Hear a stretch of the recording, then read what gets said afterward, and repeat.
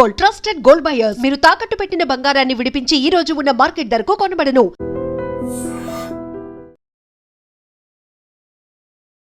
నమస్తే, welcome to I dream. నేను వలి.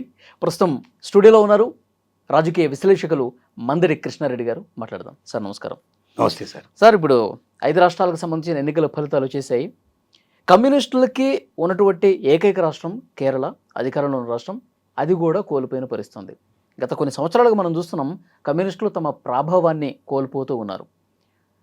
So అంటే ఈ ఒక్క రాష్ట్రం కూడా చేజారిపోయింది కాబట్టి ఇక భవిష్యత్తు ఉందా లేదా అనిపిస్తుంది. దీని మీద మీ విశ్లేషణ ఏంటి? భారతదేశానికి స్వాతంత్రం వచ్చిన తర్వాత 2 పార్టీలు ఈ దేశాన్ని ఏలినవి. ఒకటి కమ్యూనిస్ట్ పార్టీ, ఇంకోటి కాంగ్రెస్ పార్టీ. కాంగ్రెస్ పార్టీకి సమవుజ్జి అంటే కమ్యూనిస్ట్ పార్టీ ఆ రోజుల లోపల. మన తెలంగాణలో కూడా అన్ని జిల్లాల్లో ఆ రోజున కమ్యూనిస్ట్ పార్టీ ఎంపీలే మ్యాక్సిమం గెలిచిన వాళ్ళు. ప్రతి రాష్ట్రంలో కూడా కమ్యూనిస్టులు గెలిచారు. చాలా రాష్ట్రాల్లో కమ్యూనిస్టు ప్రభుత్వాలు కూడా ఏర్పడ్డాయి. బ్రహ్మాండమైన ప్రభావం ఉండేటువంటిది. మొత్తం ప్రతిపక్షాల్లో చూసుకుంటే అధికార పక్షంలో ఉండేటువంటి కాంగ్రెస్ ఎమ్మెల్యేలు ఎంతమంది ఉండేవాళ్ళు, దాదాపుగా 70 to 80% దాదాపుగా కమ్యూనిస్ట్ పార్టీ సంబంధించిన ఎంపీలు ఉండేవాళ్ళు బిగినింగ్ లోపల. మెల్లమెల్లగా ఒక్కొక్క రాష్ట్రంలోంచి కమ్యూనిస్టులు తగ్గిపోవడం మొదలుపెట్టారు.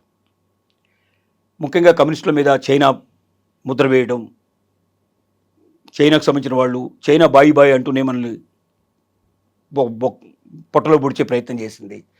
కాబట్టి చైనాకు సంబంధించిన వ్యక్తులు మన దగ్గర ఉండడం అనేది కరెక్ట్ కాదు అన్నట్టుగా రకరకాలైనటువంటి వదంతులు వాళ్ళ మీద వ్యాపించడం, తర్వాత దానికి తోడుగా ముఖ్యంగా కార్మికుల్ని ఏకం చేసేసి ఇండస్ట్రీస్ సరిగ్గా నడవకుండా చేయడం, హక్కుల కోసం పోరాటం లాంటివి, కర్షకుల్ని ఏకం చేసి దున్నేవాడిదే భూమి అని చెప్పి ఆక్రమించుకోవడానికి ప్రయత్నం చేయడం లాంటివి.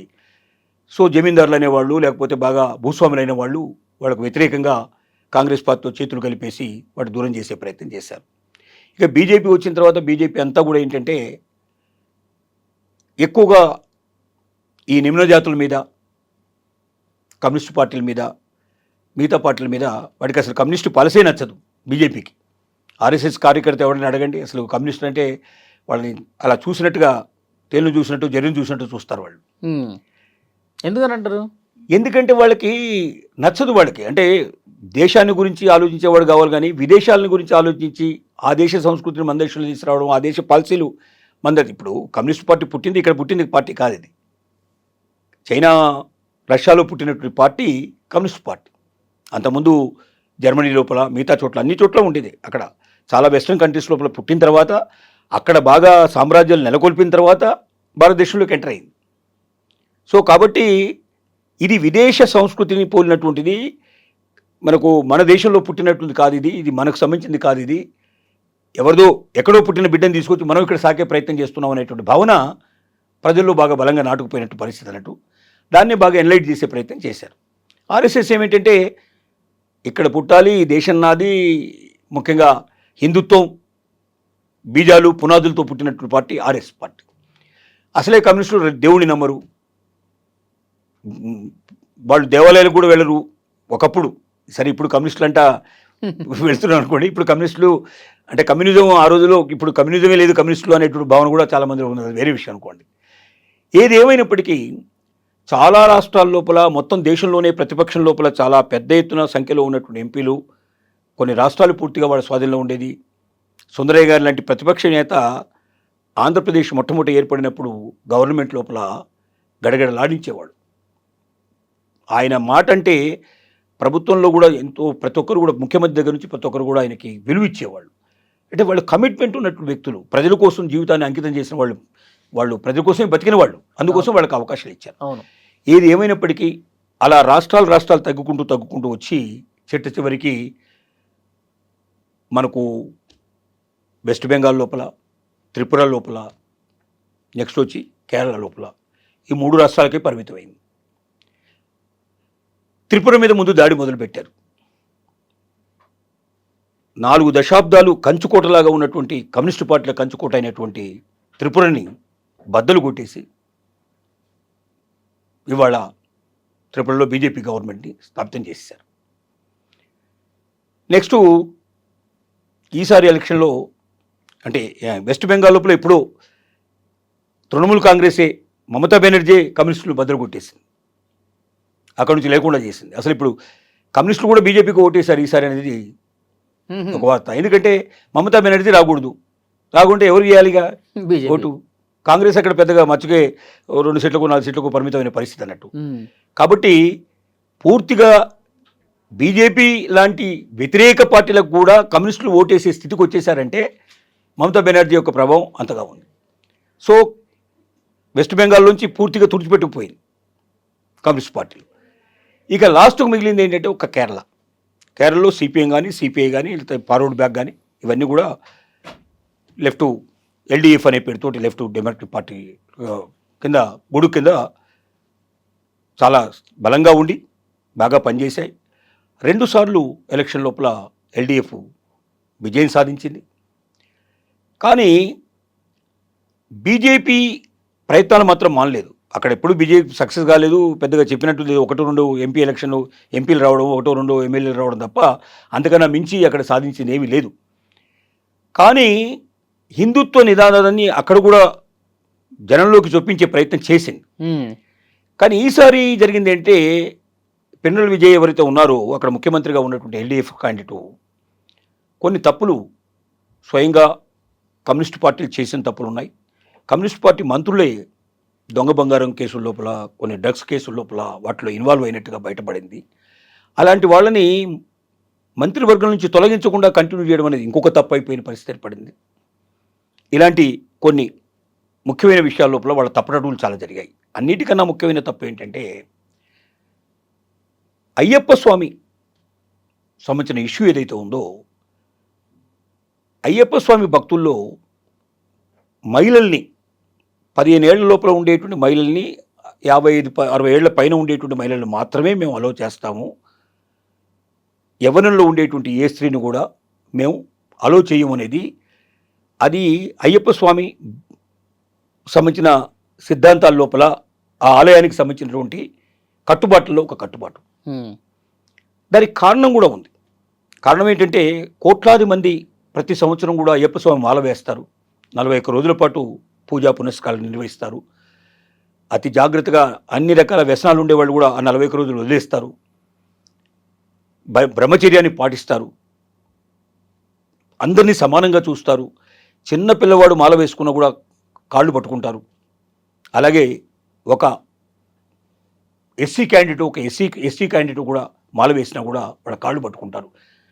ఇది ఉన్నత వర్గాలు అనుకున్న వాళ్ళు కానీ, పెద్ద కులాల వాళ్ళు అనుకున్న వాళ్ళు కానీ, నిమ్న కులాలకు కూడా కాళ్ళు పట్టుకుంటారు. అంటే అక్కడ ఏంటి చూసేదంటే అయ్యప్ప భక్తుడు అనేది ఒకటి మాత్రం ఉంటుంది, అందరూ సమానంగా ఉండాలి ఆలోచన ఉంటుంది. సో అలాంటి చోట ఎందుకు పెట్టారు ఈ కండిషన్ 15 ఏళ్లకు లోపల, తర్వాత అట్లాగే 50-60 ఏళ్ల పైన అనేటి ఎందుకు పెట్టారంటే లక్షలాది మంది భక్తులు ఒకేసారి వస్తారు. అక్కడ ఉన్న స్థలం చాలా చిన్నది, చిన్న గుట్ట మీద అందరూ కలిసి కరెక్ట్గా ఉండాలంటే ఒక 10,000 మందో 50,000 మంది పట్టేటువంటి గుట్ట అది. 90 లక్షల మంది, 1 కోటి మంది ఒకేసారి ఉండేటువంటి పరిస్థితులు కూడా ఉన్నాయి అక్కడ.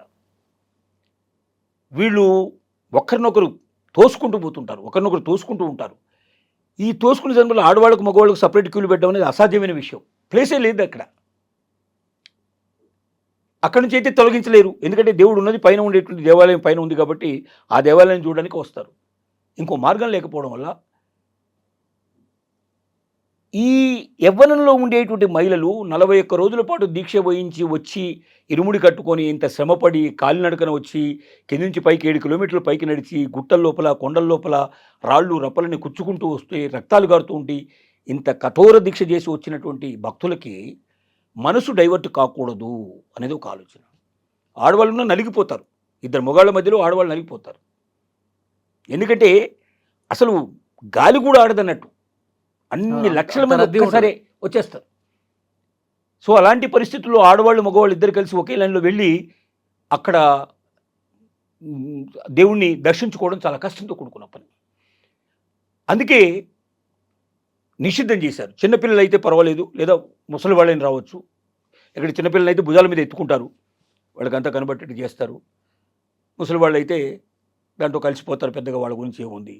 ఏ అమ్మని చూసినట్టు, ఏ తాతని అమ్మమ్మని చూసినట్టు, నాన్నమ్మని చూసినట్టు అనిపిస్తున్న భావంతో ఆ రకంగా నడిచిపోయే పరిస్థితులు ఏర్పడ్డాయి.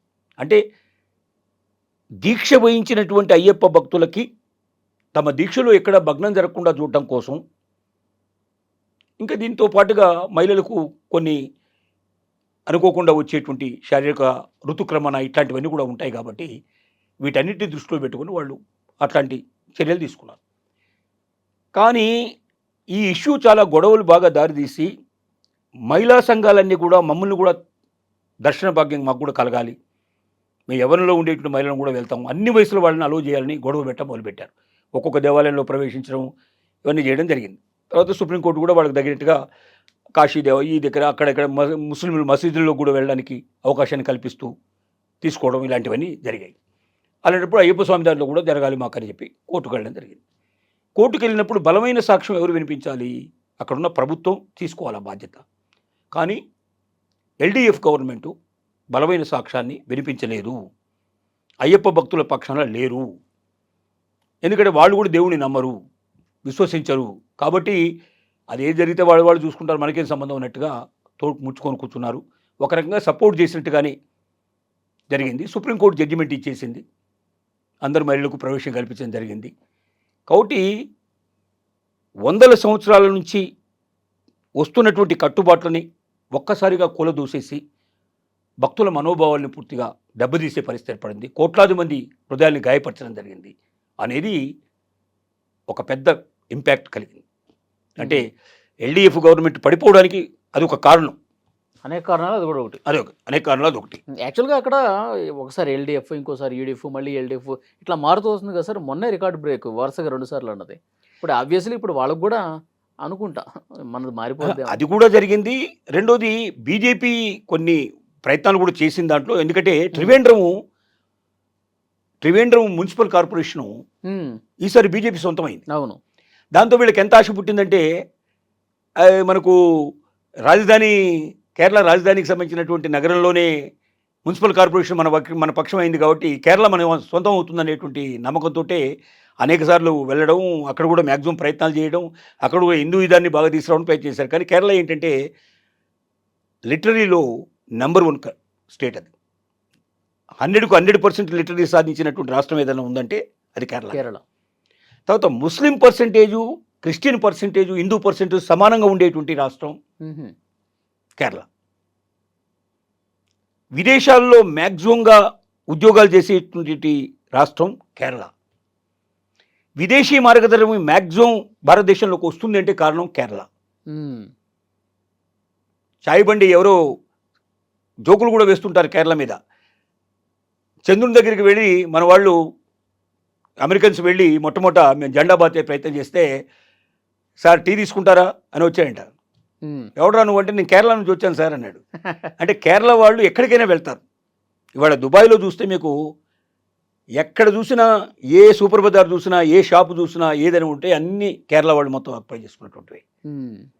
సో కాబట్టి ఏంటంటే కేరళ ఇసుకున్నటువంటి ధైర్యం, సాహసం, చొచ్చుకుపోయే మనస్తత్వం, ఎంత దూరమైన ప్రయాణం చేయడం, ఎన్ని సంవత్సరాలైనా సరే కుటుంబానికి దూరంగా ఉండగలిగే పరిస్థితి, ఇలాంటివన్నీ కూడా వాళ్ళకున్న ప్రత్యేకతలు. ఓకే. అంటే భావోద్వేగాలతో మత రాజకీయాలని అంత పెద్దగా యాక్సెప్ట్ చేయరా వాళ్ళు? అసలు ఇలాంటివి చాలా తక్కువ. అట్లా ఉంటే మరి ఇట్లా కలిసి ఉండేవి. అందుకే మత విద్వేషాలు కూడా చాలా తక్కువ వస్తాయి అట్లా. మత విద్వేషాలు కూడా తక్కువ వస్తాయి. ఎందుకంటే మూడు మతాలు ఈక్వల్గా ఉండేటువంటి ప్రదేశంలో ఎన్ని గొడవలు జరగాలి? 10% 20% ఉంటేనే ఇన్ని గొడవలు అవుతున్నాయి ఇక్కడ. మరి అలాంటప్పుడు 30% 33% దాకా ఉండేటువంటి ఒక్కొక్క మతం వాళ్ళు ఉన్నప్పుడు ఇంకా ఎక్కువ పెద్ద గొడవలు జరగాలి కదా. కానీ చాలా తక్కువ గొడవలు జరిగేది కేరళలో. బ్యాలెన్స్ ఉన్నారు కాబట్టి వాళ్ళు కూడా ఎడ్యుకేటెడ్స్ కాబట్టి, లిటరసీ ఉంది కాబట్టి, ఎడ్యుకేటెడ్ కాబట్టి వాళ్ళు ఆ రకంగా తీసుకొచ్చారు. ఓకే. సో దానివల్ల అక్కడ ఒకసారి కన్నా ఎక్కువగా జనరల్గా ఒక పార్టీ ఉండడం, రెండోసారి మార్చడమే అక్కడ ఎక్కువ జరిగేటువంటి. ప్రతి 5 ఏళ్ళకి ఒకసారి మార్చడం అనేది అక్కడ బలవాటు. ఈసారి 2 సార్లు ఇచ్చారు అవకాశాన్ని. సో దానికి తోడుగా కొన్ని తప్పులు బాగా జరిగాయి, కరప్షన్ కూడా కొంత జరిగినట్టుగా బాగా తెలుస్తోంది. సరే, ఇప్పుడు ఉన్న ఒక్క రాష్ట్రం కూడా కమ్యూనిస్టులు వెళ్ళిపోయారు కాబట్టి దీనివల్ల ఏంటంటే ఒకవేళ నెక్స్ట్ టైంకు ఒకవేళ కమ్యూనిస్టు పార్టీలు రాకపోతే మాత్రం ఇక మళ్ళీ కోలుకోవడం చాలా కష్టమే. కమ్యూనిస్టు అనేది ఒక భావన ఉంది.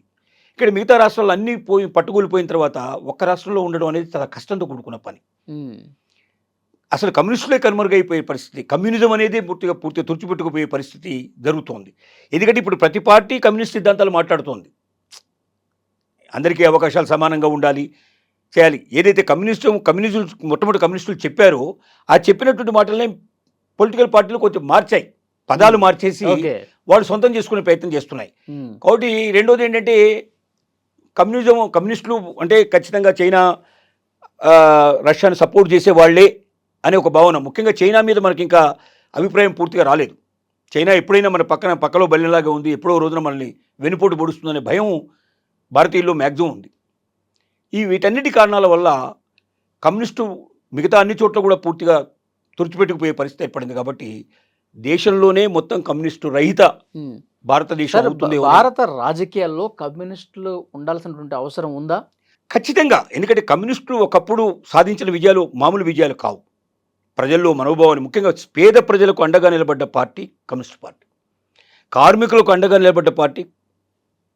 మీరు ఏకైనా కార్మిక సంఘాలు చూడండి, ఎర్రజెండాలు కనబడతాయి. మీరు చూడండి, ఇప్పటికీ జరిగేది అదే.